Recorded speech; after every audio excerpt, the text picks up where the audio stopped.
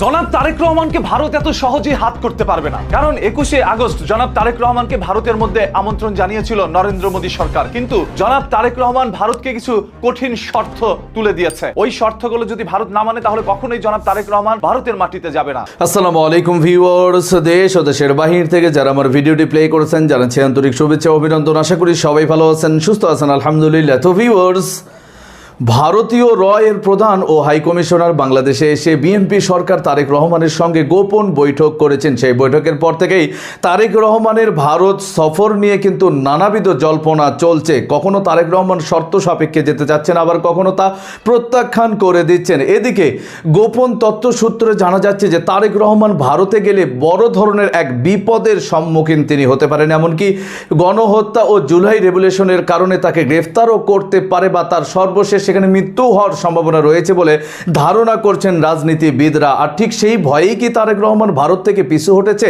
কি ঘটতে যাচ্ছে তলের খবর আমরা একটু বিস্তারিত আপডেট জানবো রিপোর্টে। সো ভিডিওতে যাওয়ার আগে ছোট রিকোয়েস্ট করবো, যারা চ্যানেলটি সাবস্ক্রাইব করেননি সকল আপডেট সবার আগে জানতে অবশ্যই চ্যানেলটি সাবস্ক্রাইব করে পাশে রাখবেন। দর্শক আসুন স্ক্রিনে ছিলেন যে জনাব তারেক রহমান ভারতের সাথে হাত মিলিয়ে তারপর বাংলাদেশের ক্ষমতায় এসেছে, কিন্তু না, জনাব তারেক রহমান ভারতের সাথে হাত মিলিয়ে আসেনি, বরঞ্চ ভারতের অন্যায় অপরাধগুলোই তুলে ধরতে এসেছেন। যেমন শেখ হাসিনাকে ভারতের মধ্যে জায়গা দিয়েছে, সর্বপ্রথম শেখ হাসিনাকে বাংলাদেশে ফেরত পাঠানো হবে। জনাব তারেক রহমান ভারতে যাবে তার আগে কিছু শর্ত মানতে হবে। সেই শর্তগুলোর মধ্যে একটি হচ্ছে শেখ হাসিনাকে বাংলাদেশে পাঠাতে হবে এবং শেখ হাসিনার সাথে থাকা যেই সকল নেতাকর্মীরা রয়েছে যারা ভারতে অবস্থান করছে, যাদের বিরুদ্ধে বাংলাদেশের আদালতে রয়েছে, তাদেরকে বাংলাদেশে পাঠাতে হবে। সেই সাথে ওসমান হাদিকে যে নির্মম ভাবে সরিয়ে দিয়েছিল যে ফয়সাল বিন মাসুদ, সে এখন পর্যন্ত ভারতে অবস্থান করছে, তাকেও বাংলাদেশে পাঠাতে হবে। এর পরবর্তীতেই তারেক রহমান ভারতের মধ্যে যাবে। এছাড়াও ভারতকে আরো কিছু কথা জানানো হয়েছে যে 5ই আগস্ট শেখ হাসিনাকে ভার্চুয়াল ভাবে যে একটি সংবাদ কনফারেন্স করার মতো সুযোগ করে দিয়েছিল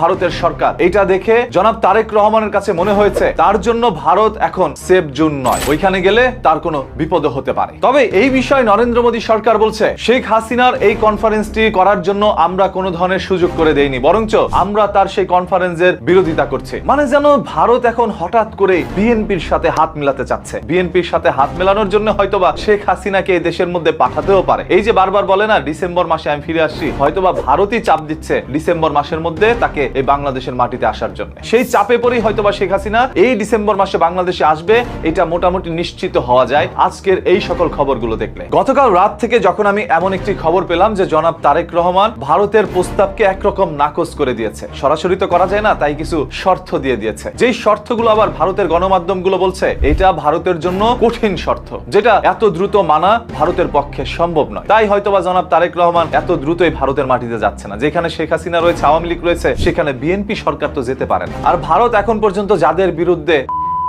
মতো রায় রয়েছে তাদেরকে বাংলাদেশে পাঠাচ্ছে না। ওসমান হাদিকে দুনিয়া থেকে সরিয়ে দিয়েছে ফয়সাল, সেটা নিজের মুখে স্বীকার করার পরও সেই ফয়সালকে এখনো বাংলাদেশের মাটিতে পাঠাচ্ছে না। সেই ভারতে যাবে বিএনপি সরকার, এটা তো কল্পনাও করা যায় না। আমার কাছে সব থেকে বেশি যেটা ভালো লেগেছে যে আপনারা যারা বলছিলেন জনাব তারেক রহমান নাকি ভারতের সাথে হাত মেলানোর পর বাংলাদেশে এসেছে, কিন্তু সেটার বাস্তব কোনো প্রমাণ এখনো মেলেনি। আর আজকের এই সকল শর্তগুলো দেওয়ার পর যেন মনে হচ্ছে কখনোই জনাব তারেক রহমান ভারতের সাথে হাত মিলিয়ে আসে। আপনারা ভারতের একজন অবসরপ্রাপ্ত ডিপ্লোম্যাট, তার উদ্ধৃতি দিয়ে তিনি তারেক রহমানের ভারত যাওয়া না যাওয়া সম্পর্কে যে বক্তব্য দিলেন সেটার কোনো 2 পয়সার দাম নেই, কিন্তু সেটাকে ফলাওভাবে প্রচার করছে বাংলাদেশের আওয়ামী তথা ভারতপন্থী মিডিয়া। ডেইলি স্টার এবং প্রথম আলো তো রয়েছেই, তাদের সঙ্গে যোগ দিয়েছে ইত্তেফাক পত্রিকা। আনোয়ার হোসেন মঞ্জু ও তার স্ত্রী এখন পরিচালনা করেন ইত্তেফাক। এই ইত্তেফাকের নগণ্য জঘন্য রূপ, সেটার একটা উদাহরণ দিচ্ছি আমি। 17 তারিখে ভারতের সংবাদ সংস্থা ANI একটা খবর ছড়িয়েছে বাংলাদেশের প্রধানমন্ত্রী তারেক রহমানের সম্ভাব্য ভারত সফর নিয়ে। ANI একজন সাবেক ভারতীয় কূটনীতিক বিদ্যাভূষণ সোনি তাকে নিয়ে এসছে। বিদ্যাভূষণ সোনির উদ্ধৃতি দিয়ে বলছে এই সফর ভারত বাংলাদেশ সম্পর্কে নতুন সম্ভাবনার দ্বার উন্মোচন করতে পারে। অ্যাজ ইফ বাংলাদেশ সরকার এবং বাংলাদেশের যারা ভারত বিরোধী রাজনীতি করেন বুদ্ধিজীবী, তারা যেন সব গর্ধব। ANI বক্তব্য এটা মনে হয়। ANI একটা ভারতীয় মিডিয়া আউটলেট, তারা বলতেই পারে, কিন্তু এএনআই কোট করে যেভাবে ইত্তেফাকের 18 তারিখ, আপনার খবর কাগজে দেখেন, ইত্তেফাকের 18 তারিখে ছোট ছোট হরফে লেখা হয়েছে এএনআই তে সাবেক ভারতীয় কূটনীতিক। ছোট্ট খবর, উপরে হেডলাইনটা ছোট্ট, বড় হেডলাইন হচ্ছে তারেক রহমান ভারতে না এলে সুযোগ হারাবে, বন্ধ হতে পারে যোগাযোগের পথ। এটাই মূল বক্তব্য। ইত্তেফাক ঘৃণিত জনধিকৃত হাসিনা এবং এরশাদের দালাল আনোয়ার হোসেন মঞ্জুর মালিকানায় তার স্ত্রী যে পত্রিকা সম্পাদনা করেন, ইত্তেফাক জঘন্য মন্তব্য করেছে 18ই অগস্ট। বাংলাদেশের আরেকটা চ্যানেল 24, সেখানে মোর্শেদ হাসিব, নাম শুনিনি কোনোদিন, মোর্শেদ হাসিব একটা লেখা লিখেছেন, গঠনমূলক ও ইতিবাচক সম্পর্ক চায় ভারত। রণধীর জয়সওয়াল, ভারতের পররাষ্ট্র মন্ত্রণালয়ের একজন বড় কর্তা ব্যক্তি, রণধীর জয়সওয়াল কি বলেছেন? রণধীর জয়সওয়ালের নামটা ছোট, বড় অক্ষরে লেখা, গঠনমূলক ও ইতিবাচক সম্পর্ক চায় ভারত। তাই কি? তাই নাকি? মোর্শেদ হাসিব, চ্যানেল 24, ওনাকে জিজ্ঞেস করছি, এটা কি সত্য নাকি? ভারত এখানে গঠনমূলক ও ইতিবাচক সম্পর্ক চায় বাংলাদেশের সঙ্গে? আপনাদের মতো সাংবাদিকদের আমি যদি মবতন্ত্রে বিশ্বাস করতাম, তাহলে বলতাম জনগণ যেন আপনাদের জুতা মেরে রাস্তায় বিবস্ত্র করে ফেলে রাখতো। আমি তো সে কথা বলতে পারি না। তবে মোর্শেদ হাসিব এবং ইত্তেফাক পত্রিকার সম্পাদক মন্ডলী যে দালালির নিদর্শন দিলেন, তাদেরকে আমি মব ভায়োলেন্সের সমর্থক করে বলতাম, এদেরকে মবের হাতে তুলে দাও, যা করার এরা করবে। সেটা তো আমি বলতে পারি না। তবে তারা মব ভায়োলেন্সের ভিকটিম হলে আমি একটু দুঃখ প্রকাশ করতাম, তবে আশ্চর্য হতাম না। এখন এএনআই কে কেন এরা কোট করছে, যেখানে তারেক রহমানের এই যে অবিচল সিদ্ধান্ত, এটাকে মোবারকবাদ না জানিয়ে, এটাকে ধন্যবাদ না জানিয়ে, স্ক্রিনে আমরা সে সম্পর্কে বিস্তারিত জানলাম। এই বিষয়ে আপনাদের মতামত কমেন্টে জানান। কেউ ভিডিওটি স্কিপ করবেন না। এই মুহূর্তে ভারত ও বাংলাদেশের মধ্যস্থতা সম্পর্ককে কেন্দ্র করে কিন্তু নানাবিধ চুক্তি এবং দর কষাকষি চলছে। অবশেষে কি ভারতের কাছে মাথা নত করবেন তারেক রহমান, নাকি তার মাতা পিতা হত্যা ও তার 15 বছর প্রবাস জীবনের একটা প্রতিশোধ গ্রহণ করবেন শেখ হাসিনা? ও ভারতের ওপরে কি ঘটছে বিস্তারিত আরো জানবো রিপোর্টে। দিল্লি, এমনকি ভারতের প্রধানমন্ত্রী নরেন্দ্র মোদীও দ্রুত দুই দেশের প্রধানমন্ত্রীর বৈঠক চান বলে জানিয়েছেন তিনি। কিন্তু কূটনীতির ভাষায় অতিরিক্ত আগ্রহ অনেক সময় একটি বার্তা বহন করে, যেন দীর্ঘদিন বন্ধ থাকা দরজায় কেউ বারবার কড়া নাড়ছে। নগদ নিয়ে এলো হার না মানা হার অফার।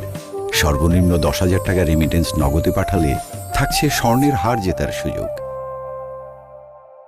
এর পেছনে প্রথম কারণ হতে পারে বাংলাদেশের নতুন রাজনৈতিক বাস্তবতা। শেখ হাসিনা সরকারের পতনের পর বাংলাদেশে ক্ষমতার পালাবদল হয়েছে। নতুন সরকারের সঙ্গে সম্পর্কের সমীকরণ তৈরি করতে দিল্লিকে এখন পুরনো হিসাব বদলাতে হচ্ছে। বিশেষ করে বিএনপি সরকারকে ঘিরে ভারতের আগের অনেক রাজনৈতিক ধারণাই নতুন বাস্তবতায় প্রশ্নের মুখে পড়েছে। আরেকটি বড় বিষয় শেখ হাসিনাকে ঘিরে টানাপোড়েন। বাংলাদেশ দীর্ঘদিন ধরে তার প্রত্যর্পণের দাবি জানিয়ে আসছে। একই সময়ে দিল্লিতে তার অবস্থান ও রাজনৈতিক বক্তব্য দুই দেশের সম্পর্ককে আরও স্পর্শকাতর করে তুলেছে। ফলে ভারত বাংলাদেশ সম্পর্ক স্বাভাবিক করতে হলে এই অমীমাংসিত অধ্যায়টিও বড় হয়ে উঠছে। এর সঙ্গে যুক্ত হয়েছে ব্যবসা বাণিজ্যের স্বার্থ। বাংলাদেশ ভারতের গুরুত্বপূর্ণ বাণিজ্যিক অংশীদার। বিদ্যুৎ, পোশাক, আমদানি রপ্তানি, পর্যটন ও বিনিয়োগ, বহু খাতের স্বার্থ দুই দেশের সম্পর্কের সঙ্গে জড়িত। সম্পর্কের টানাপোড়েন দীর্ঘ হলে ক্ষতির হিসাব শুধু ঢাকায় নয়, দিল্লিতেও পৌঁছায়। বিশেষজ্ঞদের মতে তারেক রহমানকে দ্রুত দিল্লিতে নিয়ে গিয়ে ভারত হয়তো একটি স্পষ্ট বার্তা দিতে চাইছে, নতুন বাংলাদেশকে তারা দূরে ঠেলে দিতে নয়, বরং নতুন সরকারের সঙ্গে সরাসরি সম্পর্ক গড়তে চায়। তবে সফর এখনও নিশ্চিত নয়। বাংলাদেশের পক্ষ থেকেও রয়েছে বিভিন্ন শর্ত ও অমীমাংসিত ইস্যু। ফলে দিল্লির আমন্ত্রণ যতটা আলোচিত, তারেক রহমানের সিদ্ধান্ত ততটাই গুরুত্বপূর্ণ। সব মিলিয়ে এই সফর এখন নিছক একটি রাষ্ট্রীয় সফর নয়, বরং এটি হয়ে উঠেছে ঢাকা দিল্লির নতুন সম্পর্কের প্রথম বড় পরীক্ষা। দিল্লি দরজা খুলে অপেক্ষায়। এখন দেখার বিষয় ঢাকা সেই দরজায় কড়া নাড়ে নাকি কিছুটা দূরত্ব রেখেই নিজের শর্তের জায়গাটি শক্ত করে। দর্শক, স্ক্রিনে আমরা সে সম্পর্কে বিস্তারিত জানলাম। সো ভিডিও এই পর্যন্ত। ভালো লাগলে লাইক অ্যান্ড কমেন্ট করবেন। দেশের সকল আপডেট সবার আগে জানতে অবশ্যই চ্যানেলটি সাবস্ক্রাইব করে বসে রাখবেন। দেখা হবে পরবর্তী ভিডিওতে ইনশাআল্লাহ। আসসালামু আলাইকুম ওয়া রাহমাতুল্লাহ।